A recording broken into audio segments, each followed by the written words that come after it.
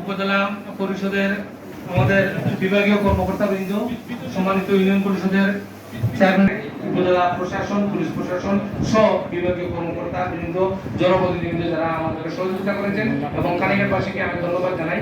আর আজকের এই দিনে আমরা মাননীয় সংসদ সদস্য মহোদয়কে পেয়েছিলাম এবং সেই কারণেই ওনাকে রিসিভ করতে এবং ওনার সেই সুযোগ্য নির্দেশনা একটু বিলম্ব হয়েছে, তার জন্য আমি ক্ষমা প্রার্থী, দুঃখিত। আজকের এই অনুষ্ঠান সঞ্চালনার জন্য আমি অনুরোধ জানাবো আমাদের সুযোগ্য উপজেলা নির্বাহী অফিসার মিসেস ফারজানা নাসরিনকে। ধন্যবাদ আপনাদের সকলকে।